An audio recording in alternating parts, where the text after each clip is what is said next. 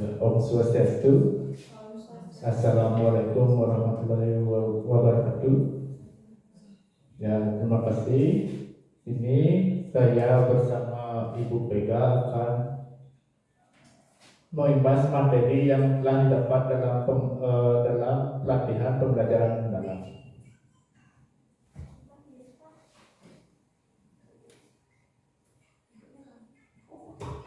Nah, sebelumnya apa itu pembelajaran mendalam? Pembelajaran mendalam yang pertama itu pendekatan pembelajaran yang berfokus pada pengalaman belajar bermakna, yang bertujuan untuk membentuk karakter dan kompetensi peserta didik melalui proses yang aktif dan reflektif. Ya. Selanjutnya, ya. Selanjutnya, tujuan pembelajaran mendalam yaitu ada 5. Yang pertama, membentuk pelajar yang beriman dan bertakwa kepada Tuhan Yang Maha Esa.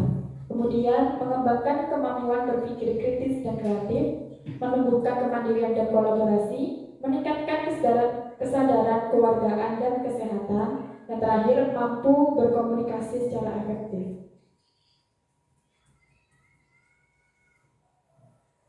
Terus ini ada kerangka kerja pembelajaran mendalam yaitu ada 4. Yang pertama, dimensi profil lulusan, kerangka pembelajaran, pengalaman belajar, dan prinsip pembelajaran. Yang dalam dimensi profil lulusan ini merupakan fokus profil lulusan yang akan dicapai yaitu keimanan dan ketakwaan. Habis itu kewargaan, kreativitas, penerapan kritis, kolaborasi, kemandirian, kesehatan, dan komunikasi.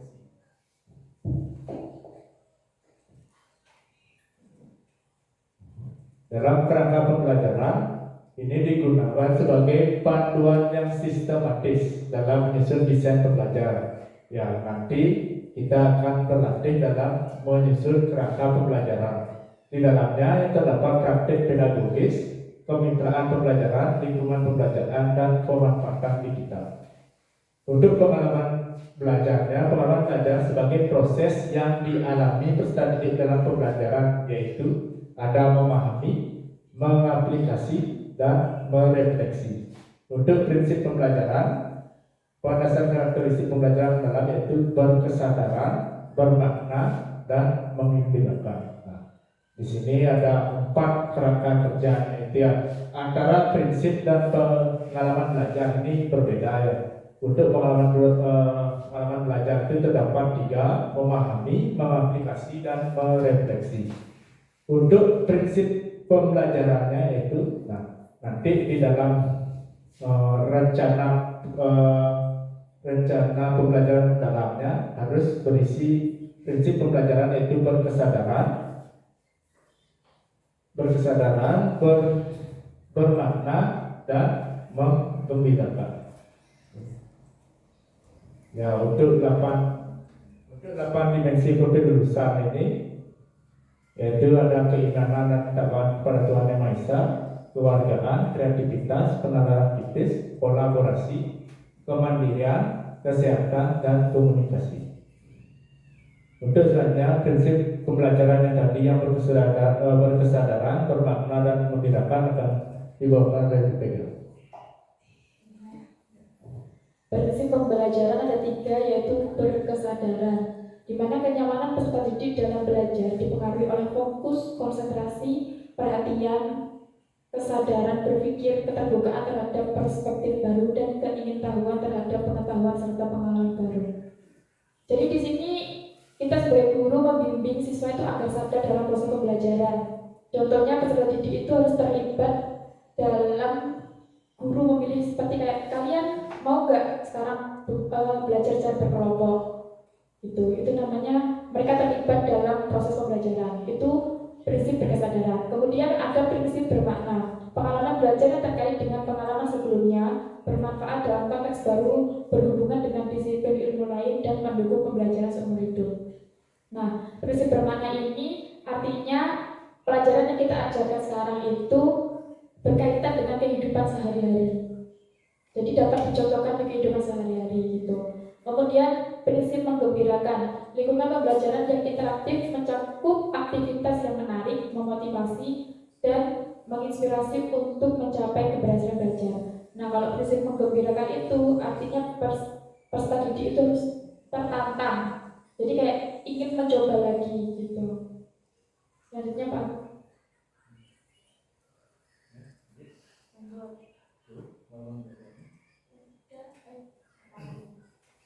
Ya, untuk pengalaman belajar seperti yang saya katakan tadi, di sini ada 3, yaitu memahami, aplikasi, merefleksi. Pada tahap memahami, di sini tahap awal peserta didik melibatkan konstruksi pengetahuan untuk memahami konsep dari berbagai sumber. Pengetahuan di fase ini mencakup pengetahuan esensial, aplikatif, serta nilai dan karakter. Untuk di tahap mengaplikasi, pengalaman belajar menunjukkan bagaimana peserta didik mengaplikasikan pengetahuan secara kontekstual yang diperoleh melalui pendalaman pengetahuan. Dan lagi pada tahap refleksi, proses di mana peserta didik mengevaluasi dan memaknai tindakan nyata yang telah dilakukan, melibatkan regulasi diri, termasuk perencanaan, pelaksanaan, pengawasan, dan evaluasi cara belajar mandiri.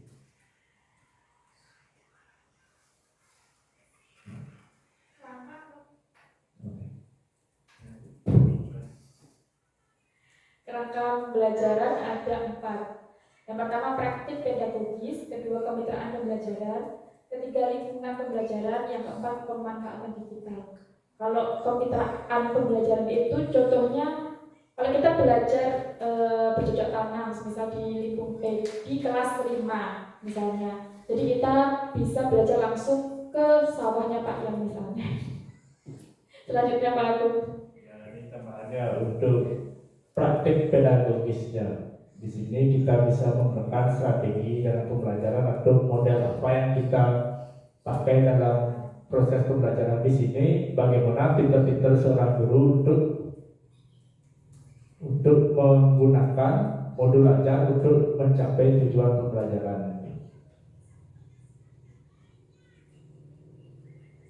Nah, di sini peran guru menyusun pembelajaran yang kontekstual dan kolaboratif. Ini bisa melalui kolaboratifnya, bisa melalui sesama rekan guru. Dan yang kedua, menjadi fasilitator dalam proses berpikir kritis dan reflektif. Yang ketiga, menumbuhkan lingkungan belajar yang inspiratif dan aman. Ya. Ini yang terakhir, pembelajaran mendalam dengan membuat masa depan yang berkualitas. Di sini manfaatnya dengan pembelajaran mendalam dapat menguatkan karakter, meningkatkan kompetensi, membentuk lulusan berdaya saing global dan bakar pada nilai luhur. Nah, sebelum kita lanjut ke bagian perencanaan pembelajaran mendalam, apakah ada yang ingin ditanyakan? Misalnya dalam apa masih kurang memahami dalam prinsip pembelajarannya, boleh ditanya. Kalau tidak, apa kita langsung aja ke praktek pembuatan ininya. Ya. Oke.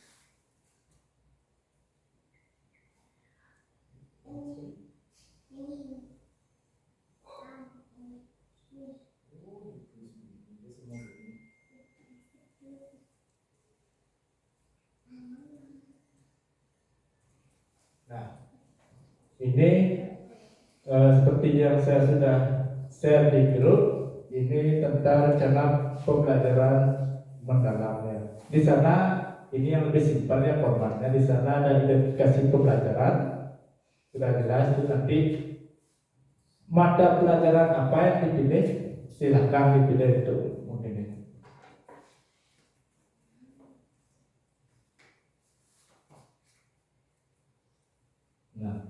Di desain pembelajaran ini ada capaian pembelajaran. Nanti di setiap guru bisa memilih, misalnya Ibu Edi misalnya di kelas 1, berarti cari CP di kelas 1 apa mata pelajaran apa misalnya yang dipilih, misalnya bahasa Indonesia dipilih itu CP-nya, dan tujuan pembelajaran apa yang dapat dirancang untuk mencapai capaian belajar tersebut. Di sana dalam kerangka pembelajaran ada praktik pedagogis, lingkungan belajar, kemitraan pembelajaran, dan pemanfaatan digital.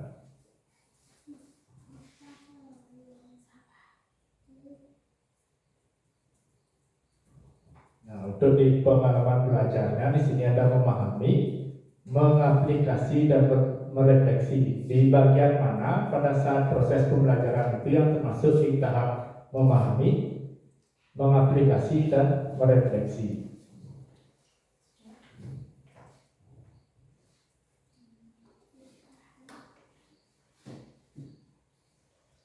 Untuk asesmen pembelajarannya itu ada asesmen awal pembelajaran, seperti apa yang dibuat untuk di awal pembelajaran itu, apakah melakukan tanya jawab lisan atau memberikan asesmen diagnostik, itu bisa dilakukan. Untuk asesmen proses pembelajaran ini bisa dilakukan selama proses, misalnya ada yang buat berkelompok, bisa di sana dibuatkan rubrik penilaian saat berkelompok.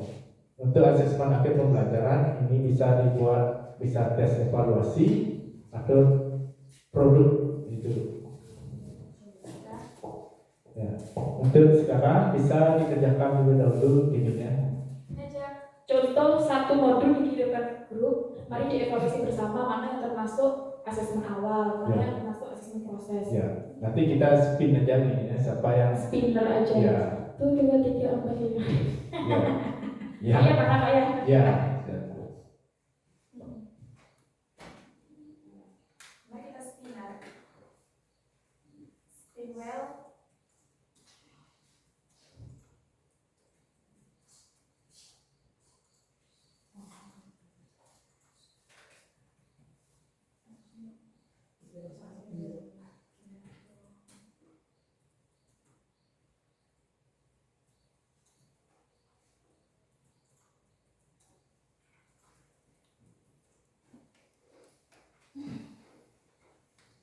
Nanti yang sudah jadi, nanti bagi rencana pembelajaran yang sudah jadi silakan dikirim di grup.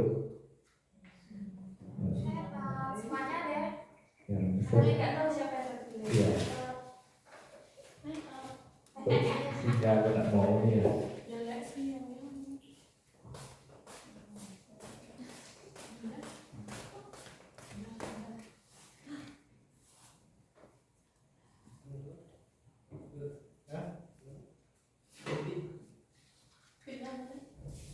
Spin well.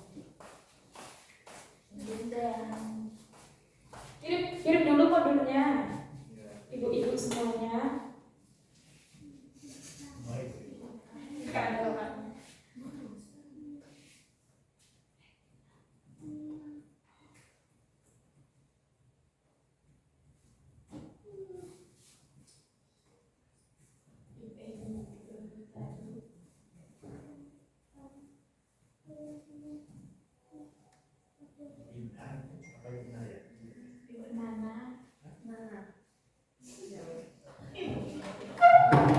Ibu Nana.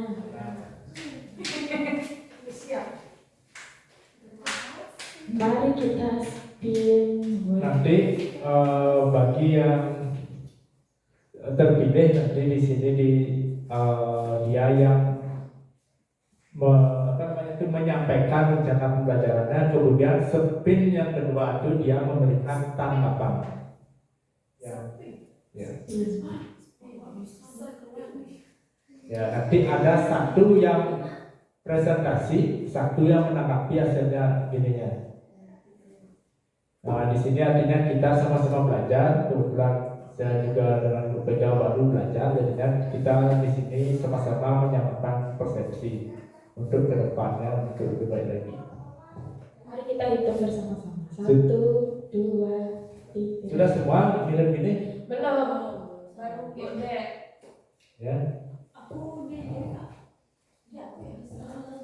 Semua dan harus ngirim. Iya. Nanti apa yang dipresentasikan sama dikirim.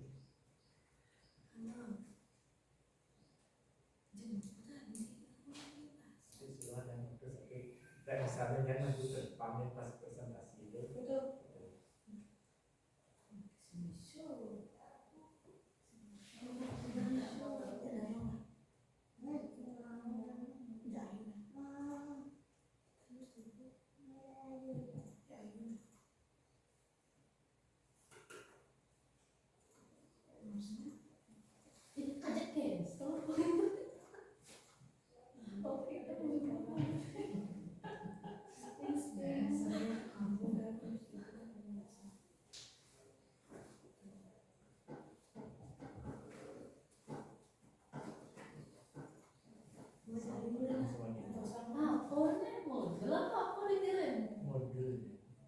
Udah yang itu dah tadi.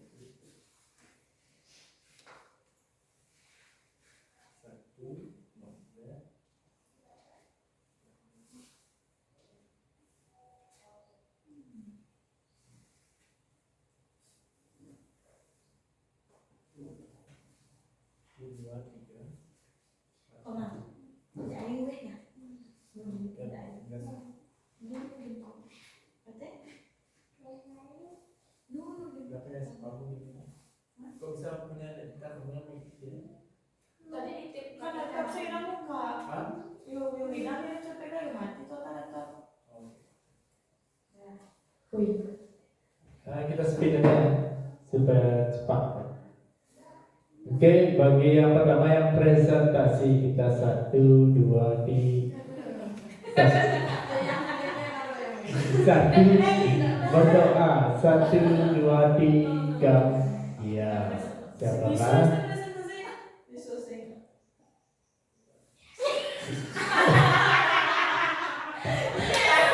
Kepada Ibu Lopita, sudah siap dirinya? Ibu Lopita? Ya? Oh ya. Kita lagi. Ya. 1, 2, 3.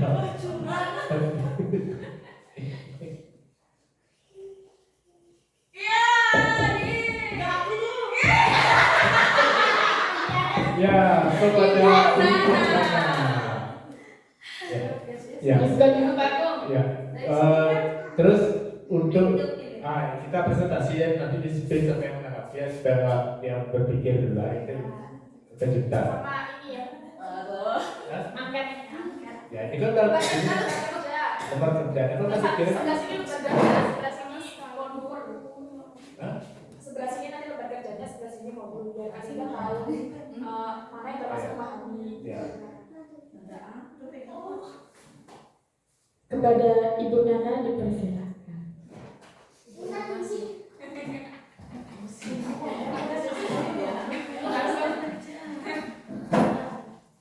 Meskipun saya sibuk di rumah tetap bisa kerja.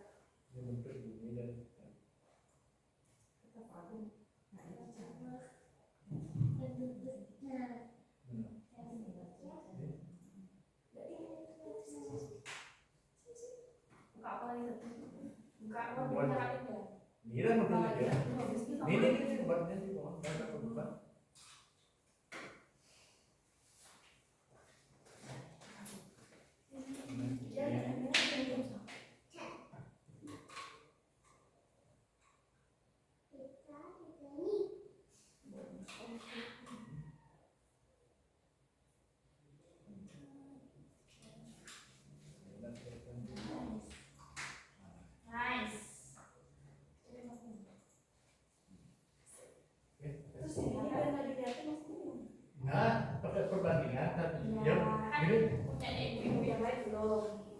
Ya sekarang pada ibu-ibu semua diperhatikan ya untuk di sini bisa supaya kelihatan begini ya, supaya bisa kelihatan. Ya. Nggak gendut kan ya? Nah, besar nggak nih? Yang anak buat dulu. Nanti kasus. Ini. Ya, di sini lanjut. Dimensi mata pelajaran apa? Apa gini aja? Ya.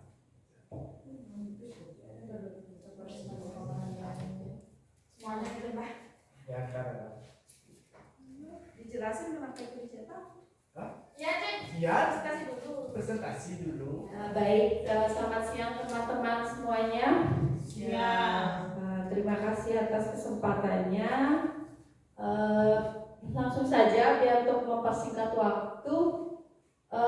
Di sini saya memilih mata pelajaran IPAS untuk rencana pembelajaran mendalamnya, yaitu materi tentang melihat karena cahaya, mendengar karena bunyi. Nah, untuk materi ini pada dimensi profil lulusan itu saya memilih ya ke-8-8-nya bisa masuk ya. Belum nanti. Nggak usah.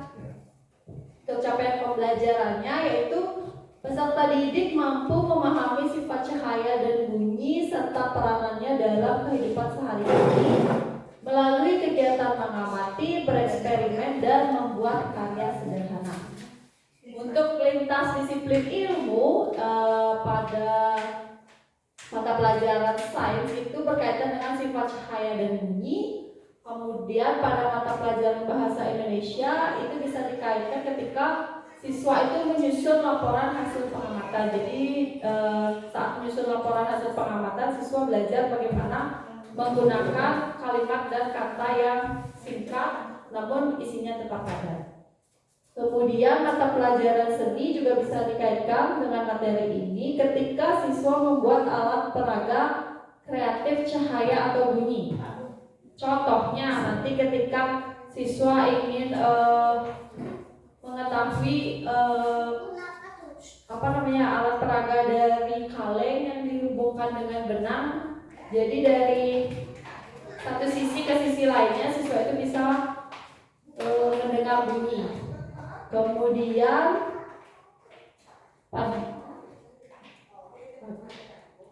Kemudian pada tujuan pembelajaran, di sini siswa mampu menjelaskan bahwa mata dapat melihat itu karena adanya cahaya. Kemudian siswa juga dapat menjelaskan bahwa telinga dapat mendengar karena adanya bunyi. Serta siswa mampu melakukan percobaan sederhana tentang sifat cahaya dan bunyi. Yang keempat, siswa mampu mengkomunikasikan hasil pengamatan melalui laporan atau presentasi sederhana. Yang kelima, siswa mampu merefleksikan manfaat cahaya dan bunyi dalam kehidupan sehari-hari. Baik, untuk selanjutnya ke bagian kerangka pembelajaran. Pada praktek pedagogisnya itu, ini pada mata pelajaran ini menggunakan pendekatan inquiry based learning dan discovery learning. Kemudian ada juga eksperimen langsung untuk mendengarkan bunyi dari gelas plastik dan benang. Selanjutnya pada lingkungan belajar, pada materi ini lingkungan belajar yang dimanfaatkan yaitu untuk materi cahaya itu bisa menggunakan kelas dan halaman sekolah di mana siswa bisa mengamati cahaya matahari. Kemudian juga menggunakan bahan sederhana, gelas plastik, benang, senter, cermin, dan karton. Untuk kemitraan pembelajaran, hal ini dapat terlihat ketika siswa itu berkolaborasi dengan anggota kelompoknya saat menyelesaikan tugas. Dan juga mengajar pembelajaran dengan pengalaman sehari-hari di rumah, misalnya ketika mendengar suara TV dari ruangan lain. Yang keempat itu ada pemanfaatan digital. Pemanfaatan digital pada materi ini dapat terlihat ketika saya mengajak para siswa untuk menonton video di YouTube dan juga ketika saya mengajak siswa untuk mengamati anatomi mata atau telinga melalui website yang namanya Human Biology. Jadi siswa itu bisa mengetahui bagaimana sebenarnya keadaan mata di bagian dalamnya dan telinga bagian dalam.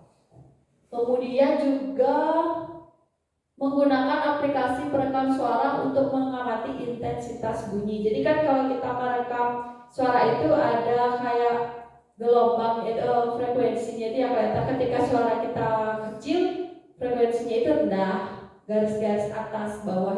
Kalau suaranya besar dia panjang seperti itu. Kemudian yang ketiga, pengalaman belajar. Pada bagian memahami itu ketika diskusi tentang mengapa kita bisa melihat benda di sekeliling kita dan mengapa kita bisa mendengar suara teman. Yang kedua ada mengamati cahaya yang masuk ke dalam kelas dari jendela serta mengamati getaran saat memukul penggaris di tepi meja. Untuk pengalaman belajar dalam mengaplikasikan itu bisa ketika siswa saya ajak untuk melakukan percobaan sederhana, yaitu membuat telepon dari gelas plastik dan benang. Untuk percobaan cahaya, saya bisa ajak siswa melakukan percobaan dengan bagaimana cahaya itu bisa menembus benda bening dan cahaya dapat dipantulkan di cermin. Ketika proses merefleksi itu dapat terjadi ketika siswa saya minta untuk menuliskan atau menceritakan kembali pengalaman pribadi mereka tentang cahaya dan bunyi dalam kehidupan sehari-hari. Misalnya ketika mati lampu, apakah mereka bisa melihat benda di sekitar mereka atau saat mendengarkan musik. Kemudian juga pada saat diskusi kelompok, bagaimana ya jika dunia tanpa cahaya dan bunyi. Disitulah timbul proses refleksi dari masing-masing siswa. Kemudian untuk asesmen belajarnya, pada asesmen awal pembelajaran saya akan mengajak siswa untuk melakukan tanya jawab tentang pengalaman siswa melihat benda saat gelap dan mendengar suara dari jarak jauh. Untuk asesmen proses pembelajaran itu saya lakukan dengan cara observasi, baik itu secara individu ataupun kerja kelompok, dan lembar kerja siswa untuk mencatat hasil percobaan. Yang terakhir, asesmen akhir pembelajaran itu saya punya 3 cara. Yang pertama bisa melakukan presentasi dengan kelompoknya terkait dengan hasil percobaan, juga bisa dengan tes singkat yang berisikan pilihan ganda dan uraian singkat, dan terakhir refleksi menulis apa hal baru yang siswa pelajari tentang cahaya dan bunyi. Sekian cara pembelajaran mendalam terkait materi IPAS dari saya. Terima kasih. Ya, terima kasih. Beri tepuk tangan untuk Ibu Nana. Itu tadi pemaparan rencana pembelajaran yang telah disusun oleh Ibu Nana. Dan sekarang saya minta untuk yang lainnya memberikan tanggapannya. Kita spin siapa yang akan memberikan tanggapan. Ini matahari setia.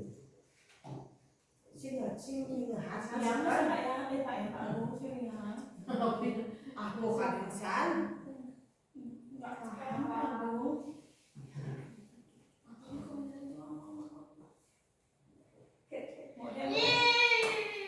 Ya, Ibu Kadek. Ya, Ibu Kadek bisa memberikan tanggapan untuk penampilan dari Ibu Nana tadi. Apakah ada yang masih diragukan?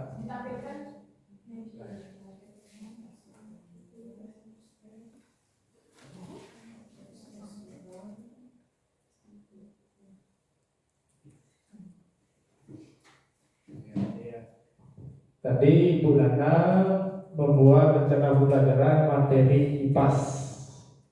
Dimensi problem lulusan ini dicetak semuanya. Ke-8 dimensi itu dipilih, ya maksud. Capaian pembelajarannya, lintas disiplin ilmunya, dan tujuan pembelajarannya di sini ada 5. Yang pertama, siswa mampu menjelaskan bahwa mata dapat melihat karena adanya cahaya. Yang kedua, siswa mampu menjelaskan bahwa telinga dapat mendengar karena adanya bunyi. Yang ketiga, Siswa mampu melakukan percobaan sederhana tentang sifat cahaya dan bunyi. Yang keempat, siswa mampu mekomunikasikan hasil pengamatan melalui laporan atau presentasi sederhana. Yang kelima, siswa mampu merefleksikan manfaat cahaya dan bunyi dalam kehidupan sehari-hari. Itu ada 5. Dari sekian itu ada yang mau ditanggapi atau ditanyakan. Ya itu ada.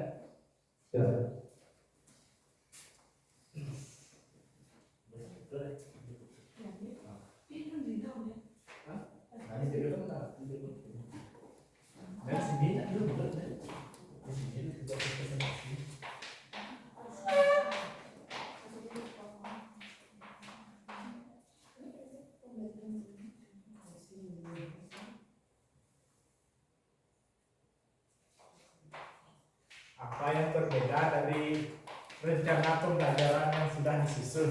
Nah, itu dipakai perbandingan. Yang berdiri bukan ya? Ya, asal dia memakan betul. Terima kasih atas kesempatan yang diberikan kepada saya untuk menanggapi tentang rencana pembelajaran yang diuraikan tadi sama Linda, yang coba bertanya tentang bagian tujuan pembelajaran.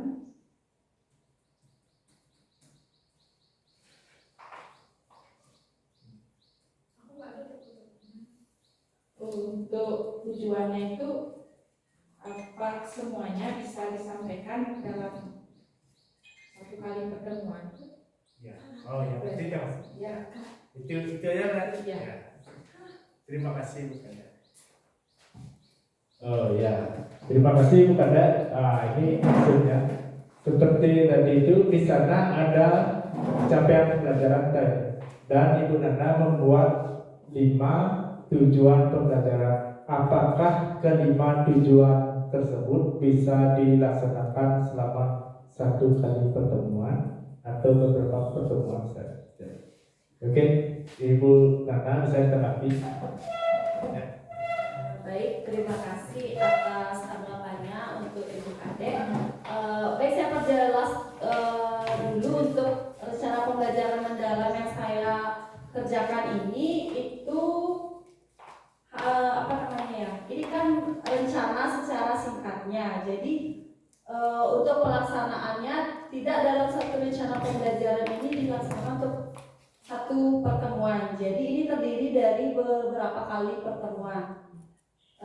Ini hanya rencana kasarannya saja. Jadi ketika saya mengajar materi melihat karena cahaya dan mendengar karena bunyi, hal-hal seperti ini yang akan saya lakukan di kelas. Jadi nanti kemungkinannya itu satu pertemuan bisa saja 1 sampai 2 satu tujuan pembelajaran untuk 1 sampai 2 kali pertemuan seperti itu. Terima kasih. Berarti ini 10 kali pertemuan bisa? Ya, bisa. Karena materinya lumayan padat untuk materi melihat karena cahaya dan mendengar karena bunyi. Soalnya tidak kalau menurut pengamatan saya dengan siswa kelas 5 itu tidak bisa mereka sekarang bertemu membahas tentang mata gitu. Misalnya mereka langsung paham. Jadi harus diulangi lagi di pertemuan selanjutnya secara singkat, baru dilanjutkan lagi ke subbab lainnya. Terima kasih. Terima kasih.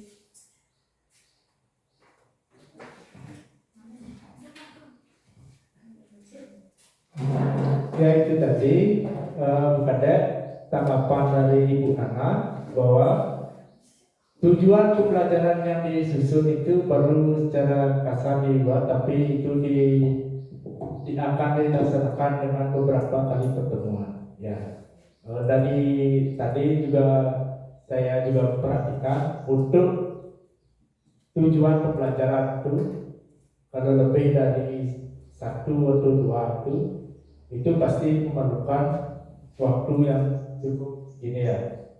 Jadi itu tidak bisa dilaksanakan dalam 1 kali pertemuan. Karena di tujuan pembelajaran tadi saya lihat ada apa tadi? Soalnya di atas. Di bagian tujuan.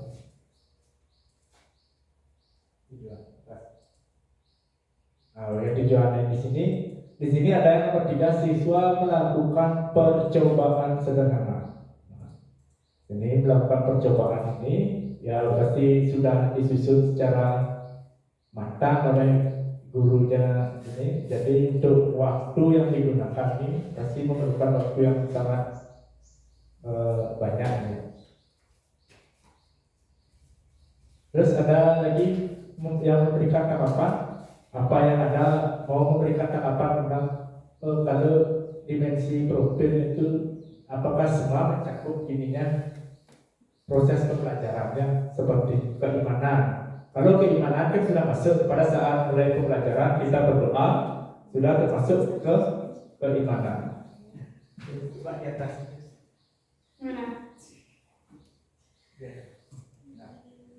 Nah, di sini untuk kewargaan ada yang memberikan pendapat di proses pembelajaran yang mana termasuk kewargaan.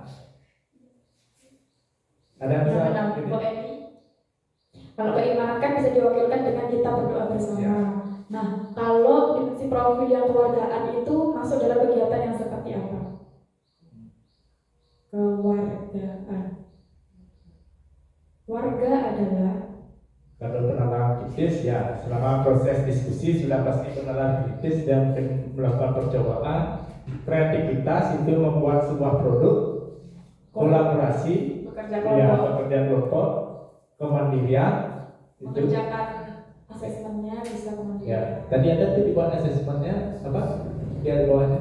Asesmen akhir pembelajaran, presentasi kelompok, Oh, di sini ada tes singkat. tes singkat ini kemandirian. Ya. Terus, nah. Nah, Kesehatan. kesehatan ini apa Ibu Nana? Ya, Kesehatan ibu masuk. kesehatan ini yang mana Yang nih mana? masuk ibu Nana? Yang kesehatan. Ini masih jadi yang bagian mana ini yang Kesehatan dan masuk keluargaan ya, bisa dijawab Ibu kesehatan Nana. dan keluargaan. Yang bisa dikasih gini ya. Baik, terima kasih atas tanggapannya lagi. Baik, untuk pada dimensi kesehatan, kan materi ini membahas tentang mata dan telinga, yang dimana dua hal tersebut adalah merupakan organ tubuh pada manusia. Nah, jadi ketika siswa mempelajari materi ini, mereka juga otomatis akan mempelajari bagaimana mereka menjaga kesehatan dari mata dan telinganya. Jadi ketika mempelajari materi ini akan timbul kesadaran, oh aku harus menjaga mataku agar tetap sehat. Bagaimana ya caranya mataku biar tidak minus gitu. Hal apa yang harus aku lakukan. Jadi di sini juga akan timbul mereka timbul untuk melakukan hidup sehat. Kalau kewargaannya itu bisa terlihat ketika melakukan diskusi di kelas. Jadi mereka ketika berdiskusi itu mereka belajar menyampaikan pendapat dengan sopan dan menghargai pendapat temannya. Bisa juga saat bekerja kelompok, jadi mereka ketika dikasih tugas, kelompoknya itu akan membagi kamu tugas yang ini, kamu yang ini, teman yang satu yang ini. Jadi nanti ketika sudah mendapat bagian tugas masing-masing, ternyata ada satu orang yang kesulitan, teman anggota yang sesama anggota kelompok ini membantu temannya yang kesulitan untuk mengerjakan bagian tugasnya. Seperti itu mungkin jika tidak salah. Ya, terima kasih. Untuk kesehatan ini tadi sudah dijelaskan. Berarti pada materi pas kebetulan membahas materi tentang mata dan telinga. Di sini Ibu Nana juga menyampaikan cara menjaga kesehatan mata dan telinga. Oke, mudah-mudahan nanti itu bisa terlaksana gitu. Untuk kewargaan, berarti poinnya di sini toleransi. Itu artinya menghargai pendapat teman walaupun itu. Oke. Saling tolong-menolong. Nah, ya, toleransinya ya. Ya, untuk di rencana pembelajaran di siswa tadi kan sudah ada memahami, mengaplikasi dan merefleksi. Sekarang masuk ke prinsipnya, prinsip pembelajaran dalam berkesadaran. yang mana termasuk berkesadaran. Pada bagian yang mana termasuk berkesadaran. Ada yang bisa memberikan pendapat?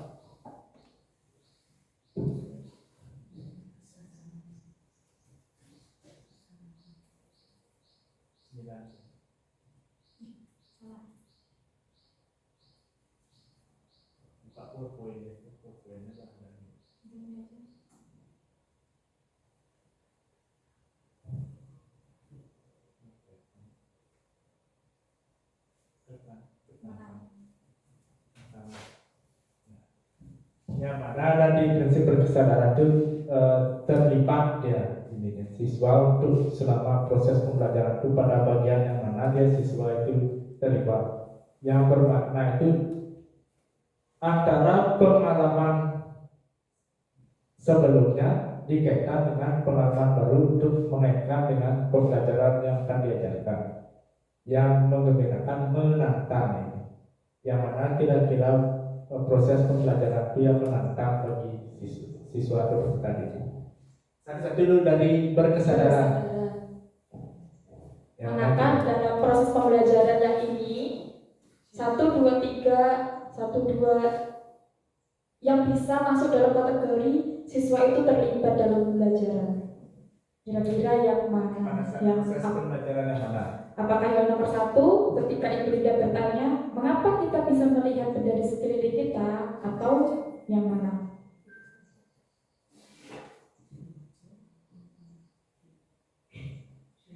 Kira-kira yang mana yang masuk dalam Ini ya saya dulu ya. Untuk bagian yang nomor 1, diskusi tentang mengapa kita bisa melihat benar sekeliling kita dan mengapa kita bisa mendengar suara teman. Apakah itu masuk dalam prinsip berkesadaran? Nah, itu. Diskusi tentang mengapa kita bisa melihat benda di sekeliling kita dan mengapa kita bisa mendengar suara teman. Apakah itu masuk ke prinsip berkesadaran?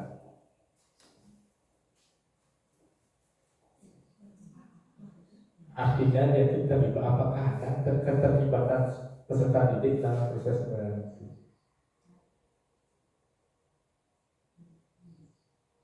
Ya?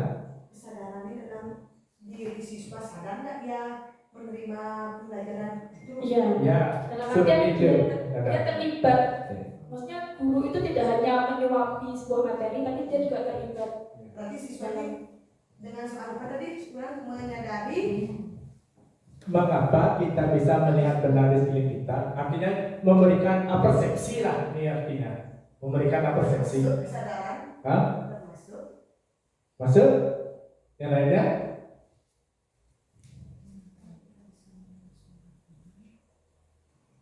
Ya ini masuk ini ya, mengapa kita melihat benar di sekeliling kita? Ini masuk dalam. Terus yang kedua, mengamati cahaya masuk ke dalam kelas dari jendela juga. Artinya siapa di sini yang mengamati? Siswa. Ya, artinya itu dia. Untuk yang bermakna, ya, yang memberikan. Yang mana? Bermakna artinya berkaitan dengan kehidupan sehari-hari. Ya, bisa aja nomor 1 itu masuk juga ya. Diskusi tentang mengapa kita melihat benar di sekeliling kita dan mengapa kita bisa mendengar suara Tuhan. Ya. Artinya sebelum mempelajari tentang apa tadi materinya? Materinya apa tadi? Mata dan melihat karena cahaya, mendengar karena bunyi. Melihat karena cahaya, mendengar karena bunyi. Oh, ya. Artinya artinya tentang pengalaman sebelumnya dikaitkan dengan untuk proses pembelajaran sekarang itu ada kaitannya. Dan untuk yang menggembirakan, yang mana sini menggembirakan bagi siswa, proses apanya? Mengamati cahaya yang masuk ke dalam kelas. Pasti siswa itu, mana cahayanya, mana ada ini. Pasti dia senang melihat, coba adu. Ya coba Ibu lebih tahu saya ini.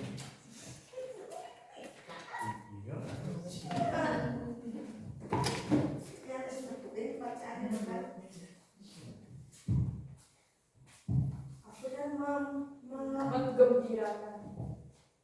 Untuk yang menggembirakan ini mengamati cahaya yang masuk ke dalam kelas juga termasuk, di mana siswa itu saling saling sama teman itu berlomba-lomba lihat cahayanya lewat mana aja dia, kalau lewat jendela apa lewat ini apa namanya ini di atas jendela ventilasi, dia mengamati. Kadang-kadang juga melihat cahaya itu gimana dia masuk berpantulan dan mengamati getaran saat memukul. Nah, mengamati getaran di sini pasti siswa gembira dia saat memukul penggaris.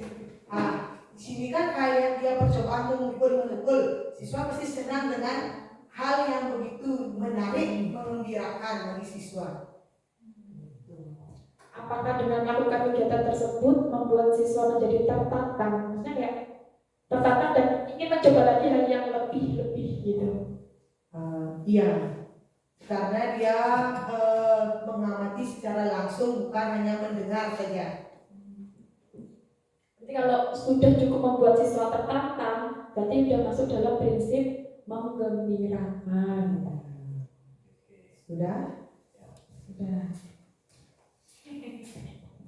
Oke, terima kasih atas tanggapannya Ibu Tita. Berarti secara keseluruhan ini sudah masuk dalam rencana pembelajaran mendalam. Sekarang tinggal diimplementasikan di kelas. Ada lagi pertanyaan? Tidak. Cukup? Cukup sampai sini. Ya. Tepuk semangat dulu ibu-ibu. Ya. Tepuk semangat dulu. Belum. Tepuk semangat.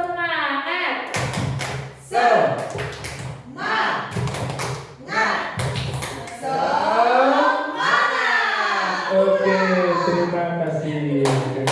Oke, sebelum saya akhiri pertemuan kali ini, saya tutup dengan Pramesanti.